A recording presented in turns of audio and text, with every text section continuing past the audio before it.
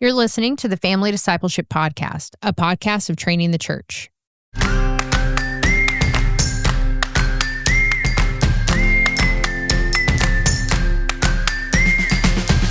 This is Adam Griffin, and I'm here with my co-hosts, Mrs. Cassie Bryant, and my wife, Mrs. Chelsea Griffin. Cassie, something that you and Eric like to share. What's something that you and Eric like? Do you know this just came up? This idea just came up. Perfect. Sharing idea came up on our spring break trip with friends, and they asked, "Have you shared that story on the podcast yet?" Ooh, let's hear it. And I was like, "Oh, I don't know. Have I shared the story about us sharing desserts and how poorly it went early in marriage?" You might have. I don't think Anytime so. we would share a dessert. Oh, it's a little bit of a long story, so I feel like maybe we should Was it an tease it out, do a argument? bonus. Well, it was a public setting. Actually, it was at our home group, and we were studying Ephesians. And there was one piece of a dessert left. And I asked anybody if they wanted it, and nobody wanted it. And so Eric was like, "I'll share it with you." So I'm going to be very brief. I cut it with a spoon, which is not a straight edge, right? Sure. It's a curved edge. Cut it with a spoon, and I scrape the outer part off to take the inner part and put it in my mouth. And he goes, "Why do you get the bigger piece?" This does not make Eric look great, but he had it coming. But he's not here. But he's not here to defend himself. So I was like, "Oh, I'm sorry. I didn't mean to take the bigger piece." So I put the bigger, quote unquote, bigger piece down. I eat the smaller piece. We continue on in Ephesians. The bigger piece is still sitting there. And then there's residue on the spoon of the dessert. And so I take my finger to lick the residue off of the spoon. Nice. And he goes, "This is why I don't like sharing desserts with you." Oh, no. To which I grabbed the bigger piece and put it in my mouth and said, "Then don't." Wow. Everyone's so mature here. We were 24. Okay. So we've grown a lot since then. What a great quick love to share. comeback. Then don't. Boom. Yeah. I was like, well, I have lots of siblings, so I was used to quite revenge. Yeah. So the running joke with our home group was they would drop off a cupcake and doorbell and dash, and be like, "We just dropped off a dessert for y'all to share and fight about." They're going to teach y'all. And now we love to share dessert. That's great. Mostly because we're over 40 and you really shouldn't have a whole dessert to yourself anymore anyway. Yeah, not unless you're going to run 5 miles immediately afterwards. Did you guys ever watch the Bill Cosby show growing up? Probably not. Yeah, right? I did. Okay. Yeah. There's something from that you reminded me of that has stuck in my head my whole life of splitting desserts where they have one person cut, the next person chooses. Yes. And it's stuck in my head. I always I imagine that scene from the Cosby show of That's you where cut you it, got I that choose it. for our kids. That's smart. Probably. Yeah. It is smart. Or when you're splitting anything between two people, I'll cut the pizza, you get the first slice, anything like that. Yeah. Yeah. Yeah, the boys do that really well. I thought you thought of that. No, You make I'm it not as that fair smart. as possible. Yeah, Yeah. that's what we do. Yeah, it creates an incentive to be really fair. Anyway, so we have grown a lot in sharing. We love to share dessert. Do you love to share a dessert? Yeah, we do. It's laughable now, right? We laugh all the time. And our friends, we're still friends by God's grace with all of those people who witnessed that terrible interaction. Oh, man. And they have a good laugh about it. That's good. Yeah. That's good. I What love it. about you guys? What do you like to share? Well, before I heard that story, I was going to say we like to share mozzarella sticks. We like to we like to share a lot of appetizer type foods. Is it like a Lady and the Tramp, where you take a bite and the string cheese, and then you kind of just come like that, closer yeah. together Yes. for a string cheese And then kiss? eventually we kiss. Yeah. Yeah. With Usually in a Sonic parking lot. with a lot of hot cheese So mixed romantic. in. A lot of hot cheese. A lot of I'm hot the cheese tramp, here, people. obviously. But when we were dating, though, speaking of sharing things like this, when we were dating, I noticed if we ever ordered something like that, Adam would immediately count how many things were given to us I feel not surprised. and split them. And I thought that was so. I at first I thought he's going these are mine. I get there's 6, I get at least 3. And he wants to make sure he doesn't eat faster than you. Yes, eat your in his home growing up, people ate fast, and you ate faster in order to improve your survival. Yeah. And so it was that he knew that I would daintily and You're so in dainty. a very feminine fashion sit there and eat them slowly, Nibble. and he would end I'd up be having. done in a moment. And he'd do 5 and I'd have 1. And so he would count them and separate them. But it seemed very, very odd when we were dating. I was like, that's You're like, wow, that's kind of possessive. Yeah. This is my Especially the portion. part where I would count out loud every bite she'd take. That's 2. yeah, he's always that. He still does that. It's important in the public to Yeah. let people know that I'm counting my So wife's calories. are you a Yeah. slower eater than he is? Oh my goodness. Okay, so Eric is a slower I'm eater. such a fast eater. And that is something it also took me a long time to get over. If when we split a dessert, I would finish my portion and then he would Yeah. still be taking his tiny bites. So would you sneak one in there? Well, no, I would grow resentful that he, That he still had some left. He's just savoring. I just was so sinful when we got married. Oh, Well- look at you now. Yeah. You're holy as can be. Well, for a lot of people, you do a lot of things to save money when you're younger, when you don't have as much. Hopefully now, maybe you guys could go ahead and just get 2 desserts. oh, Could Can- be, can we again, spring our metabolism isn't what it was when I was 24. take Just some home. from listening to the tension, though, I'm going to say I think it's worth it. We've grown a lot. Wait, you still think there's tension? No, I think We don't know. I remember believe it you. like it was. Chelsea, you remember that time that we had some neighbors over whose kids weren't used to like the kind of fast food that our family was very accustomed to, and we ordered a tray of chicken nuggets from Chick-fil-A? Oh, those kids took our food all the time. They came to our house.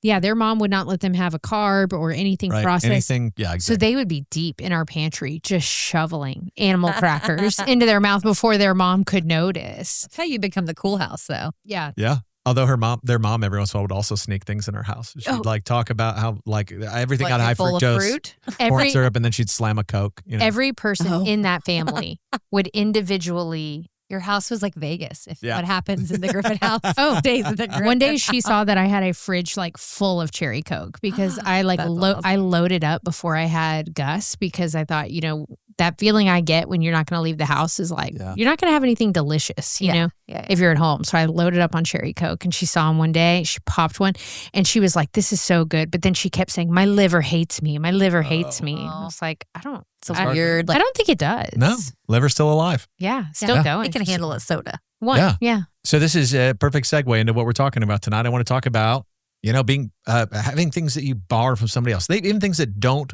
belong to you. So have you guys ever had that experience where you go to somebody else's house, they know something you like, they don't like, but they shopped for it for you? Like you get into their fridge and there are cherry Cokes, even though they don't drink cherry Coke because they knew Chelsea was coming over. Yeah. Or Cassie, you're going on vacation with friends and they shopped. And while they were shopping for the food, they thought Pickle about beer. you. Okay, we have to stop down.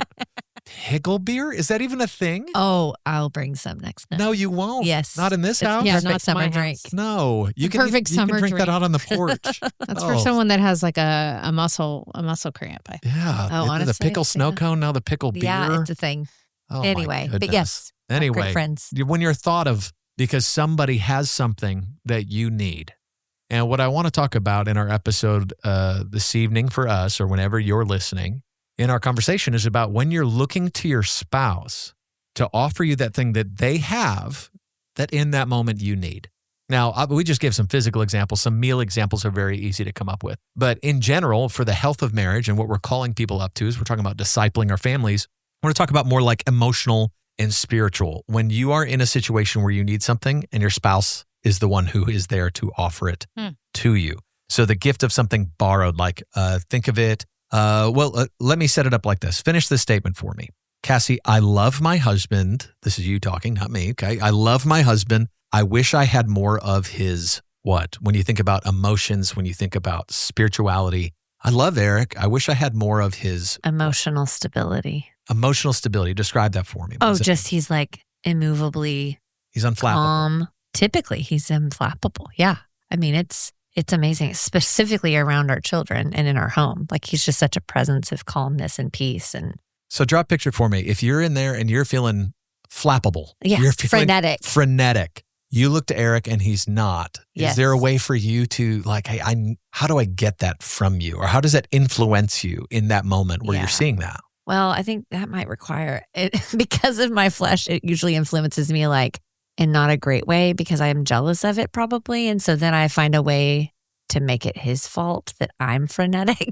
Mm. So I'm like, well, could you enter into this crazy? Like, I'm so glad you're sitting and reading about U.S. history on the couch while the kitchen is on fire and the kids Yeah. are whatever. But in your better moments, But in you my would say, better moments, I would say, how is he walking so much peace? And how does he just tune all of the chaos out in order to be present with what he's doing? And I think that's what I wish I could do, whether it's in a conversation with him and like the kids are a distraction. I wish I could just tune it out and have like hyper focus. you're saying, I need some of that. I need some of that. Yeah. It would be better for my home if I was like that. That's good.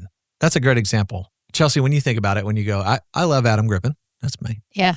Is there anything that you look at Adam Griffin and you say, I wish I had more of his what? So many things. I think you're too good to be true. But specifically, I think your ability to have hard conversations. Sometimes people say, oh, well, I'm not very confrontational. And the thing about you is I wouldn't describe you as confrontational, but I've seen you so many times be like Jesus in the way that you interact with a person in a tender way, in a compassionate way. And at the same time, you're still communicating, hey, something you're doing is not very good, without making the person feel judged or offended. Although every time you do it, you're taking the risk that they may feel that way, or that it may feel personal towards you. And I've just seen that you're willing to choose that risk when you feel like Jesus is calling you to. And it could be easier to just try to be likable or to keep the peace in some situation. I've seen a lot of situations that get kicked to you because no one else will say the hard thing. Yeah.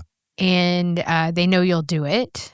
And in that too, with hard conversations, you're also very stable when you receive criticism. And I feel more easily crushed. I think that's an area where I definitely have not been in a place of strength for a long time. Right. I receive criticism. Yeah. But being a lead pastor, I think has helped. I think get used to it. Yeah. Well, yeah. I had to grow some thick skin. Yeah, for sure. I mean, there's not a week that goes by that somebody doesn't have something that you could interpret as criticism. Yeah. Even if what they're saying is, have we ever thought about doing this? At the end of the day, it's like when you say we, you mean, have you? Yeah. Right? Have you ever, are we ever going to do this? Yeah. Why aren't we doing that? I would say it's relatively constant. Yeah. And when I receive criticism, it feels very crushing to me. It feels like even if someone's saying like, hey, one time you did this, I hear them saying every time you always do this, even though that's not what's being said. It just feels to me like kind of like a fatalist, like end of the world. Yeah. They say like one thing is less than perfect, and I hear like you're the worst. And so you just lead our church with such stability, and you're a safe person for people to come to. And for anyone at Eastside who listens to this, don't think this is your invitation to come complain to Adam about something. It's really not. But I think you handle that really well, and it's intriguing for me to watch it because I want it, but I feel like I can't do it. Well, that's kind. I feel like there's a long list of things that I need from you and I get from you. One of the ones that comes immediately to mind when I think about family discipleship in particular is I think I am better now, but nowhere near as good as you when it comes to moving towards our children's biggest emotions. I feel in my heart a desire to withdraw from the biggest emotional outbursts, from the anger, from the frustration. And I have to look to you to go, we're supposed to be pushing in right now. We're pressing in. And I look to you to like, you'll jump into a conversation that I was almost hoping wouldn't happen. I just want it to resolve. I want it to go away. And you're using it as an opportunity to disciple our kids. And you're not just like that with our children, but certainly you are with our children. You love them more than just about anybody, and you're around them all the time. So when I feel like withdrawing, I look to you to remind myself I need to press in. And that's something I borrow from you, to use the phrase from this episode. I borrow that. I borrow that confidence. I borrow that willingness, and I borrow that strategy. Let me ask you another one. Just fill in the blank here. So think about this as an example. When my kids are scared, they look to me for courage. Okay. So when my kids are scared, they look to me for courage. Fill in these blanks. When I am blank, or when I feel blank, I look to my spouse for what? When I feel this way, I look to my spouse for what? I'm between two. I think when I'm foolish, like walking in foolishness or foolish thoughts, I look to my spouse for wisdom. He walks in a ton of wisdom. And then I think the other one would be anytime I'm just stuck in my own self, just thinking about myself and cannot get a perspective outside of what is my reality. I'll invite him in because he's got such a great way of just seeing the bigger picture and empathizing. He has a lot more empathy than I do. So he can be like, well, let's put ourselves in your boss's shoes or this mom's shoes that you're, having conflict with or whatever it is. So he's really good about helping me kind of pull out from my own selfishness, I guess. Yeah, that's good. Those are good examples. Chelsea, this is not me fishing for compliments. We're trying to help people on the podcast. But when you feel what, you look to your spouse for what? Just so y'all know, this is what we do every night. Adam sits me down and he's like, go ahead and mention things I've done well. You should read my journal. Eric's not here to tell me what he looks to me for. Let's have him write in. Put it in a review. Have him record a voice memo and we'll add it. When I feel discouraged or apathetic or a despair type feeling, You have the optimism and you have a lot of energy for things that will be good. Like, for instance, if you told me that we should just be done podcasting, I'd be like, okay. But you say it's good, we should press on. So I say, okay. But I admire the energy that you have to do good work, because I think we've seen over and over, sadly, in the church, where it turns out people have had more time than anybody knew because they were up to something that was secret. Right. And I watch you like expend yourself. Have y'all seen that movie Gattaca? Oh, for sure. Yeah. Where the brothers swim. Ethan Hawke. Yeah. They're That's like the very end. genetic clones or something. I'm not good at movie things. Anyways, before I say something that's allegedly true. No, the one part of the movie I remember is that the brothers, they always like swim out as far, they're competing against each other. They swim out as far as they can. They're supposed to swim out as far as they can and then swim back.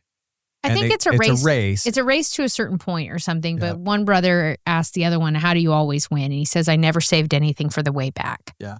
And it's kind of like a key point in that movie. But I think about Adam in the way he just like pours it all out. He does. And then when we find out sometimes that people are like really lost in secret sin or in despair, or like unfruitfulness. Yeah.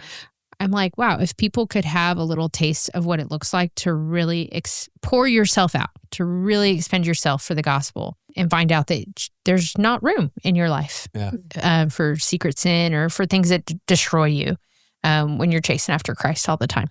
My example is less holy than yours, but it's not because I think you're less holy. You are way more holy than I am. But what comes to mind for me, Chelsea, is when I am frazzled and I feel late or stressed, I look to you to chill. You bring chill to our marriage in a way that my heart was more desperate for than I realized. I need to be okay. And a lot of times I don't feel okay. And everything is okay. I just don't feel okay. Yeah. Because what if we're 5 minutes late, or what if there's a car accident, or what if there's traffic, or what if, I have this long list of what ifs, and I look at Chelsea and she's bringing chill. She's like, hey, we're all right. Yeah. We're doing good. Yeah. Yeah. It's like Eric.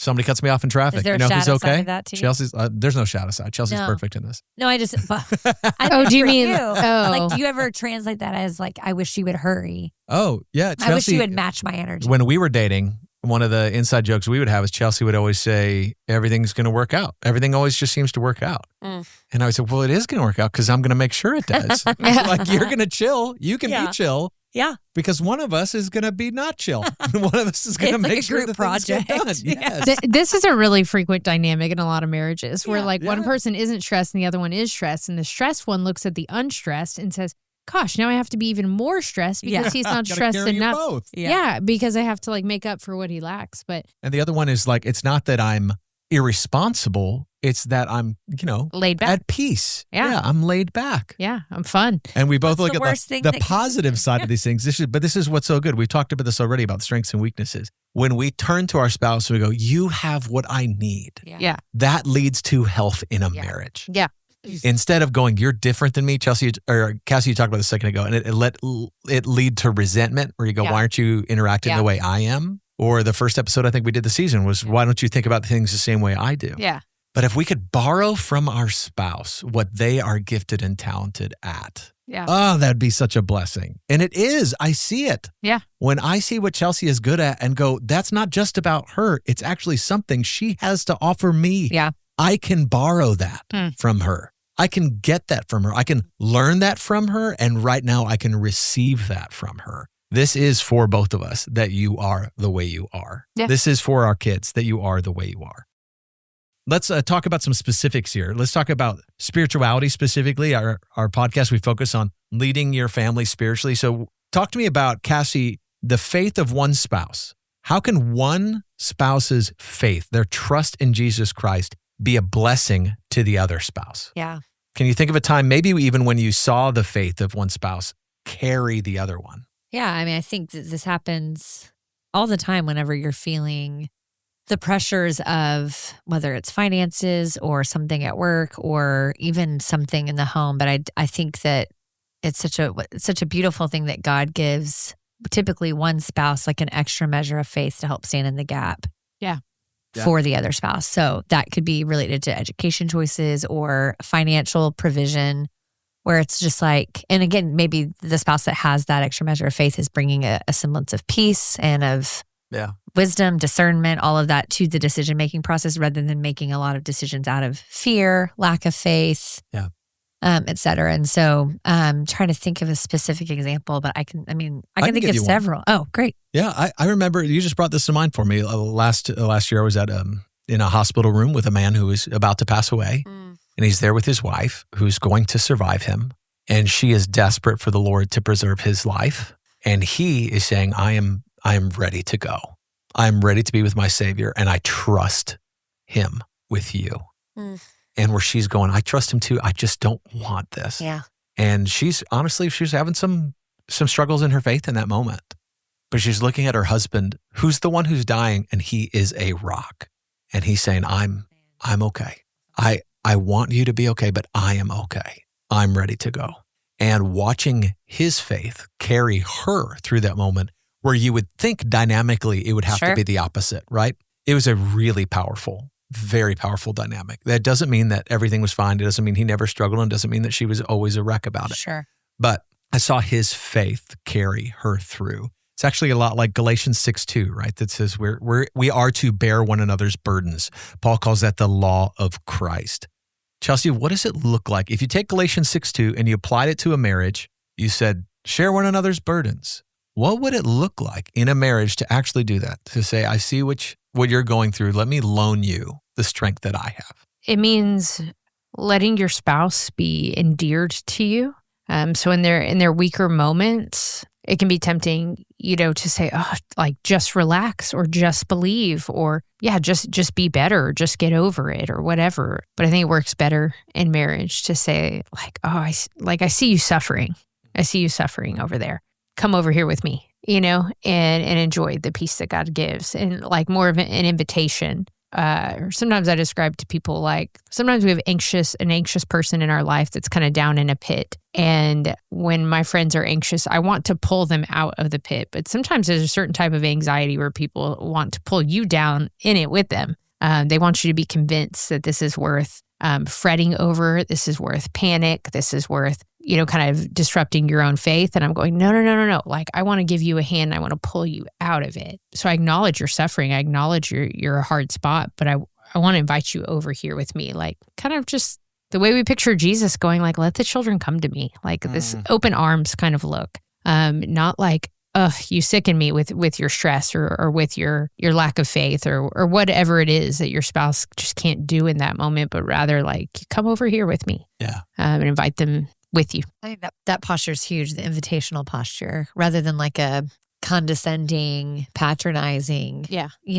Like why aren't you different? Yeah. Yeah. Or I don't know, because I imagine it's already so vulnerable to be the one that lacks faith. So then for the spouse who has faith, I don't know. It just kind of, you're towing that line of like, ooh, if I offer or if I invite, are they going to take it the wrong way? Are they going to feel like I'm trying to be overly spiritual or whatever it is? But it's just invitational of like, no, hey, when you're ready, like I'm right here. Yeah. I'm believing.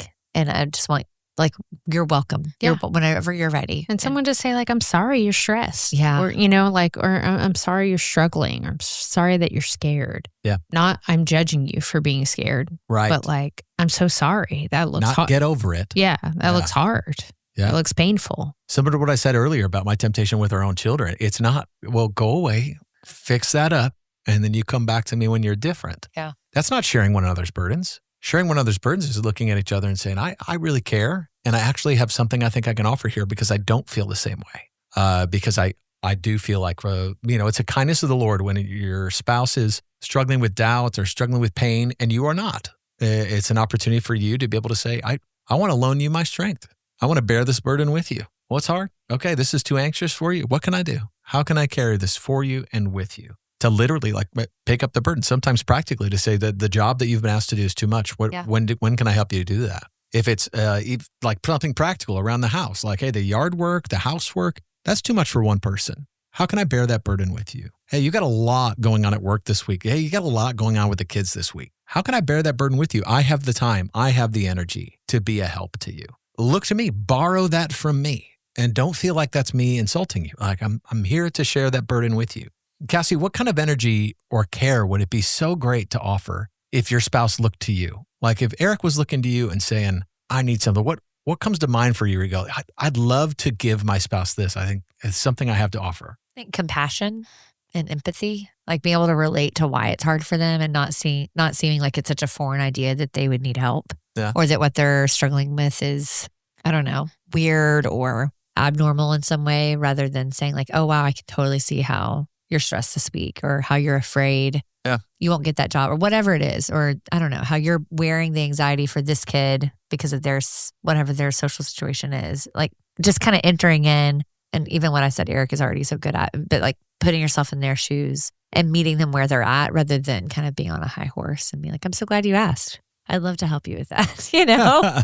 Yeah, that's so good. I feel like the older I got, the older I get, the more I realize like sometimes what I need to communicate to somebody, Chelsea or somebody else, is I understand how you could end up feeling the way you feel. Yeah. Not how can I help you not feel the way you feel as the first step. But, oh yeah, of course you feel this way because this is happening and this is happening and this is happening. I understand why it would feel that way. Sometimes with our kids, when they're going like, hey, that guy cheated, I'm very upset at the game. And well, if that guy did cheat, that would be upsetting. Yeah. Oh, I can understand why that would upset you.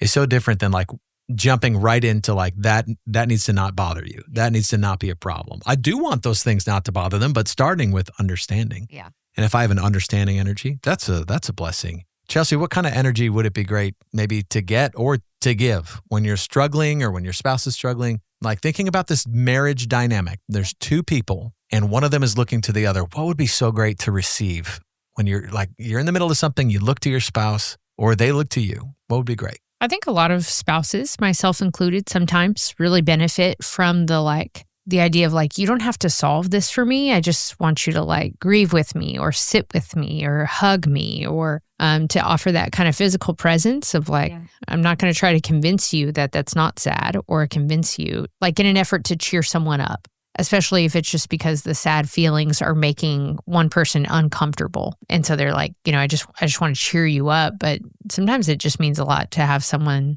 just be in it with you to kind of commiserate a little bit, with things that grieve us. Yeah. I think that's very Christ-like, right? Where he'd enter in, where he'd grieve with people. He grieves with Mary and Martha. Yeah. Also, there's something over and over again with Christ where you see people look to him to see on like whether we should freak out right now. Yeah. Yeah. Everybody else is Looks scared. at their parent when they fall. Exactly. Like if something scary is going on in the house, they heard a noise, they heard something. Where do they run? They run to mom and dad, not just to protect them. They go like, is this really scary? Is something really scary happening? Uh-huh. And if mom and dad are freaking out, then you know what they just borrowed? They borrowed alarm from mom and dad. Oh my goodness, we are freaking out. But if mom and dad are courageous, mom and dad are confident, they can say, oh, okay, if they're okay, maybe I can be okay. Yeah. And it's beautiful in a marriage. It's also really true in a family, but it's what we get in a relationship with God, right? Yeah. We have a God that does not fret. We have a God that does not worry. We have a God that is not scared. And so when I need to know that I can be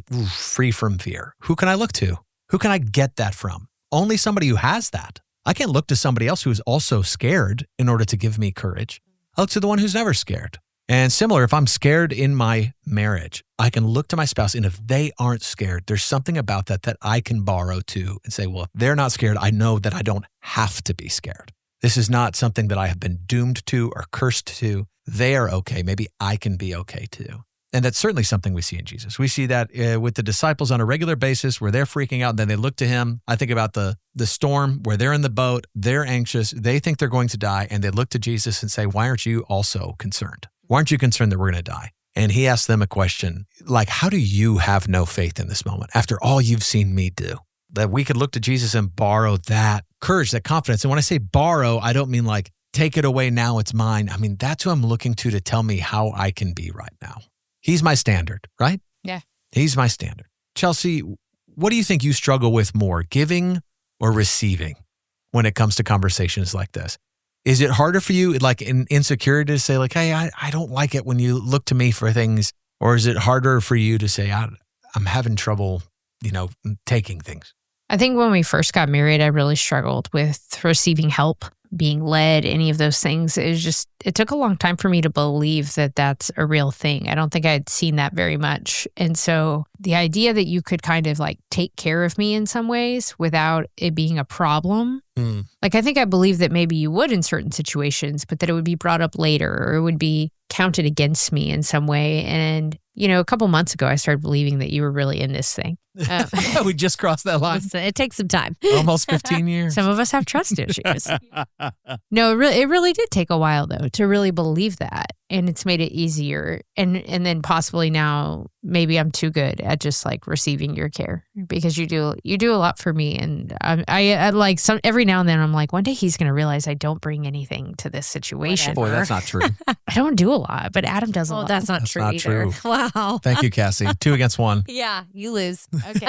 Anyhow, I think I've gotten really good at receiving your care because you're very sweet to me. And I began to trust that like you really do care. So yeah. So you mean you begin to believe the truth? Sure. Adam Griffin loves Chelsea Griffin. I'm growing in confidence that you love me and you desire to take care of me. You guys, everybody's had an experience where something's too heavy to lift by yourself and you have to ask somebody to help you, right? Yeah. Everybody's had an experience where you say, I need to get this done, but I can't do it by myself. It's too high for me or it's too heavy for me. And I think it's such a good metaphor for what we're talking about in marriage, where you go, there's a lot of things we face all the time that we feel like, wouldn't it be better if I could do it all by myself? I would be more efficient, or I wouldn't feel stupid if I could do it by myself. But the truth is the Lord made us and it gave us marriage so that we could learn, hey, I can borrow the strength of somebody else in order to overcome what I'm facing. Cassie, when you think about this as we wrap this up, what comes to mind for you either from scripture or from your own life when you think about borrowing the strength of a spouse in order to deal with what's difficult or what's challenging or even maybe what's wonderful? I mean, I think what just comes to mind is that we were made for each other. And yes, for spouses, but also I just think about the church at large and how we weren't ever meant to do this alone. And I think our culture has such a banner or like I don't know, that this autonomy is such a high value and strength is such a high value, not weakness. And the kingdom economy, though, is that actually God can use us in our weakness and he has given us each other so that we can image Christ and the church and within even our marriages, in terms of service and love. And so I just think that it's a good reminder that we're not married to our spouses so that we can achieve our own agendas or so that we can arrive to whatever like reality we're hoping our 40s or 50s or 60s bring us. But we're married because God said, hey, you're going to need someone to endure this life. You're going to need someone to stay tethered to me and my promise. Like you're going to need someone who will come and help you look more like Christ. And so I think God then uses our spouse to fulfill in us like his promises. Amen. So yeah, I want healthy marriages to be able to look to each other, to find what is beautiful and say, I am blessed by that. Mm-hmm. I receive that. And to not resent needing help. Yeah. We need each other. Exactly right. Like sometimes I think to maybe give it a little bit of an analogy as we close out. If I have $1 in my pocket and Chelsea has $2 in my pocket, I think the world would teach me Adam has $1 and Chelsea has $2. When the Bible would say, no, Adam has $3. Chelsea has $3. Why? Because Chelsea has $2 and Adam has 1. So Adam has 3. Mm-hmm. And like the math doesn't seem to add up. It's like, no. I've only brought $1 to the situation. No, we're not looking at this separately. The Lord gave me a spouse. Everything I have is hers. Everything she has is mine. So when I look at her and I go, oh, she's twice as faithful as I am. And when it comes to her confidence in the Lord, no. Like we have that confidence in the Lord because I'm married to her. So it is a blessing to me that she has a stronger faith, or it's a blessing to me that she is more chill when I need to be chill. It's a blessing to me that she's confident when I'm scared. It's a blessing to me that she's wise when I'm foolish. When she knows twice as well as I do what to do, I have that wisdom because we're married to one another. That's a blessing of marriage that is a little bit different than other relationships in the body of Christ because we are literally pooling everything we have together. Yeah. And so when we're talking about sharing our burdens, that is a general Christian call, but there's something in a marriage that we are modeling even for our kids. We'll talk more about modeling in later episodes, but we're modeling for our kids what it would look like to say, if mom's got it, dad's got it. And that's not a threat to me. That's not a demand to me. That's not tyrannical. That's loving. Remember Acts chapter 2 when it describes the early church? It says everything they had in common. Yeah. Oh, wouldn't that be beautiful? We described even just one household like that. Yeah. Everything that's mine is Chelsea's and everything that's Chelsea's is mine. Everything that's Eric's is Cassie's and everything that's Cassie's is Eric. Oh my goodness. Wouldn't it be awesome if we operated out of that? So I could say, hey, I need to borrow what you've got emotionally, spiritually, physically. I want to be in this with you. Mm-hmm. That's what I want. Amen. I want Eric's charged AirPods. That's what I want to borrow.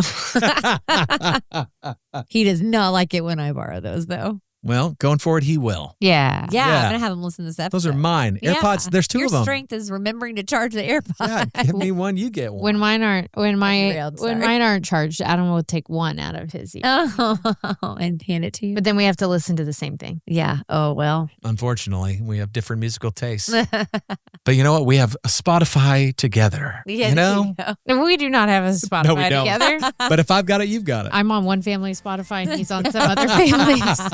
I love it so much. Well, thanks for listening, friends. If you think it's as important as we do to disciple our families, please help us out by giving us a great review wherever you listen to podcasts. You can visit one of our sponsors and share this episode with one of your friends. If you want to keep up with us or join the conversation, you can find us at familydiscipleship.com or follow the Family Discipleship Podcast on Instagram and Facebook. We love you, listeners, and we'll be back with a brand new episode next week.